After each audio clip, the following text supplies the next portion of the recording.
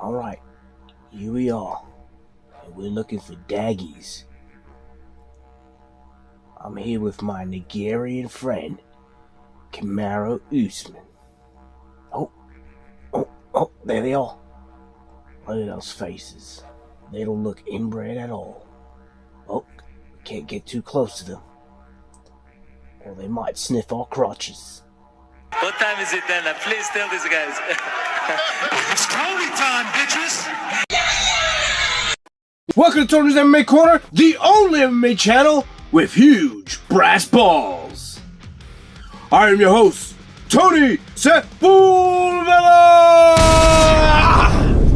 And today, we go over what may be the UFC card of the year, 294.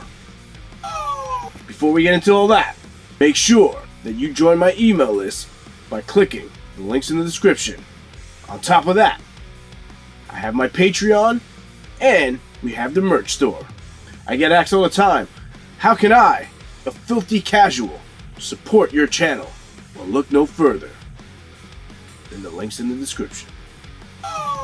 This past week gave MMA fans a lot of anxiety when Charles Oliveira and Paulo Costa pulled out of their respective bouts at UFC 294, which is funny because the Brazilians are not known for pulling out. Hey-o! However, Uncle Dana has saved the day by giving us what could possibly be an even better card with replacements Volkanovski and Kamaru Usman. This card is definitely a must-see card. And the beauty of it is it starts at 2 o'clock because it's going to be in Abu Dhabi. So for old people like me, we actually get to watch the whole card as it happens, instead of passing out during the girls' fights and then missing the main event. But this is Abu Dhabi, and they don't allow women to fight or drive. Come to think of it, maybe all the cards should be at Abu Dhabi. Anyway, as I said before, this card is stacked. If you look at the prelims, you have all the Ayovs, Ievs, Madovs, and the Magomedovs. The bouts you should look out for, if you're a filthy casual and don't know who these guys are, is Saeed Nurmagomedov versus Tim Elliott. You have Mokaev. You know what? I'm just going to put their pictures, so I don't have to say their names. You have this guy fighting in the flyweight division, and then you have this guy fighting at middleweight. All three of those bouts are going to be must-see TV. Now, I know what you're thinking. All these Ievs are crotch sniffers. But let's face it, daggy crotch sniffing is a different level of crotch sniffing. It's not just lay on top of you and sniff your crotch. It's lay on top of you and demolish your crotch with ground and pound until your crotch submits. In the co-main event, Kamaru Usman steps up on 11 days' notice to face the Chechnyan nightmare in Khamzat Chimaev. This is a dream matchup. Would we have liked to see it on a full camp?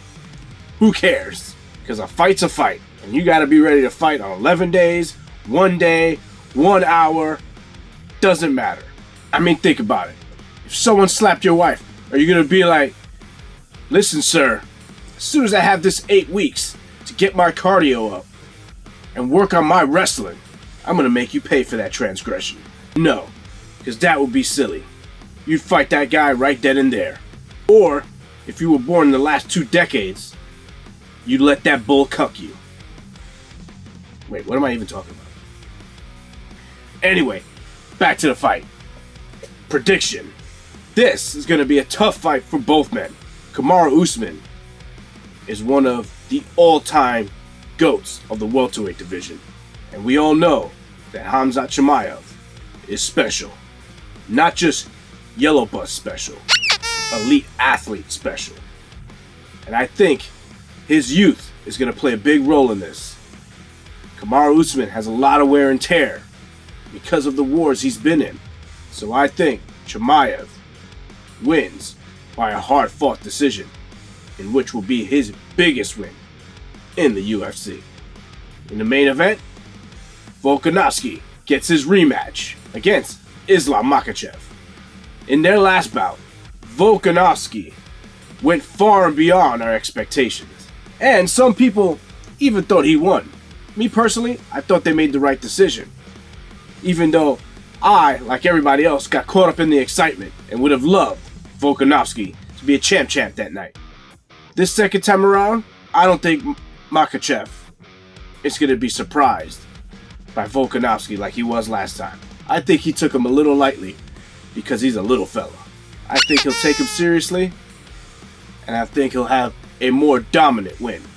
I think last time around we all thought Volk won because, like I said, he went far and beyond our expectations. And Islam is that good. So for anybody to make him look like that at the end of the 5th round was just so surprising. And we were like, he won the belt. But no, the right decision was made that time, and I think the right decision will be made again this time. But Volkanovski's a scrappy little bastard, so it's going to be a tight fight, just like it was last time. But Islam wins another decision, and I think this time, a more dominating decision. Well, guys, that's it for me. I hope you guys enjoy this weekend's fights, and I'll see you guys next time on Tony's MMA Corner. Psych it! Oh, can't get too close to them, or they might sniff our crotches.